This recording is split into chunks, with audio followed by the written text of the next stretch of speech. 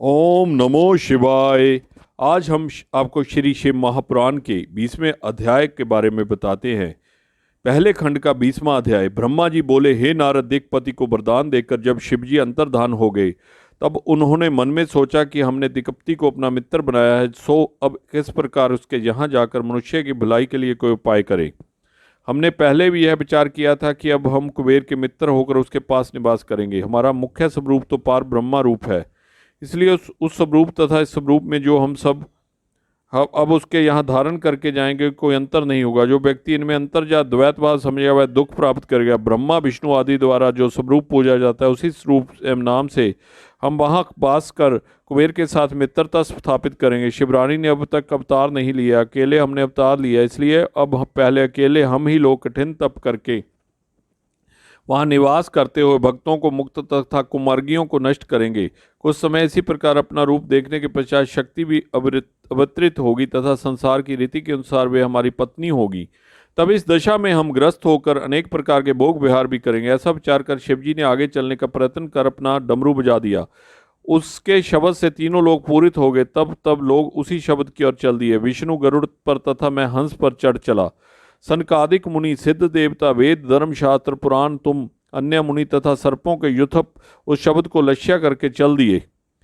शिव के गण प्रथम भी उसे और चले। सब लोग परस्पर यह कहकर रहे थे कि यह क्या कारण है जो आज डमरू बजाया गया है।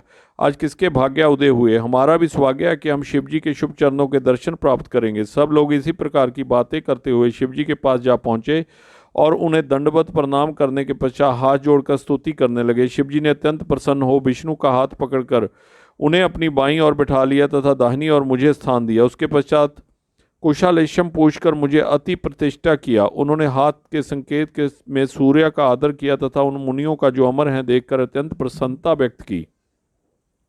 शिवगण शिवजी की इच्छा समझकर स्वयं ही अपने अपने स्थान पर बैठ गए। इस प्रकार वहाँ बहुत से लोग एकत्र हो गए तथा एक बहुत उत्सव का आयोजन हुआ। फिर शिवजी ने कुबेर का मनोरथ पूरा करने के लिए कैलाश जाने का उद्योग किया। उस समय जब देवता तथा गण भी उनके साथ चलने की इच्छा से उठ खड़े हुए, विष्णु जी नंद एवं सुनंद नामक दोनों गणों सहित उठ खड़े हुए। इसी प्रकार वेद तथा सनकादिक भी उद्यत हुए। इंद्र 33 कोट अमर देवताओं के साथ खड़े हुए। इस प्रकार उस स्थान पर 11 रुद्र अपने गणों सहित 12 सूर्य, 8 वसु, 13 विश्व देवा, 27 नक्षत्र, 12 भक्त, 64 आभास्वर, 49 पवन तथा अनेक देवता उनके साथ हुए। इस 10 प्रकार के देवता अर्थात विद्याधर, अप्सरा, यश, गंधर्व, किन्नर, ईश, सिद्ध, भूत, पिशाच आदि भी चल पड़े। दिशापति अपने अपने गणों सहित वासुक, तक्षक आदि सपर तथा नागपति शेष जी भी साथ गए। जगजननी श्री गायत्री, गरुड़, पवत्तर, सातों समुंदर, दोनों अयन अर्थात उत्तरायण और दक्षिणायन तथा संपूर्ण ऋतुएं, काल, यम, यश, समस्त सरिताएं तथा बड़े नद और बनवासी, ये सब एक साथ उठ खड़े हुए तथा शिवजी के साथ चलने की तैयारी करने लगे। हे नारद, समस्त रुद्रगणों को चलने के लिए उद्धत देखकर शिवजी अत्यंत प्रसन्न हुए। उस समय चारों ओर से जय जयकार का शब्द होने लगा। तदोपरांत शिवजी अपने स्वरूप को प्रणाम एवं नमस्कार कर बैल पर सवार हो गए। उनके दाहिने तथा बाएं और मैं तथा विष्णु हंस एवं गरुड़ पर चढ़कर साथ साथ चले। इंद्र इरावत हाथी पर चढ़े थे तथा समस्त देवता मुनि अपने अपने वाहनों पर बैठकर चल रहे थे। सबके हृदय में शिव की मूर्ति स्थिर थी। प्रत्येक व्यक्ति अत्यंत हर्ष में भरकर अपने अपने वाहन पर चल रहे थे। शिवजी बहुत धीरे धीरे चलते थे जिससे कि किसी को कष्ट न हो। जिस जिस देश में शिवजी आते थे वहां उनको भेंट दी जाती थी जिसे वे सहज स्वीकार करते थे।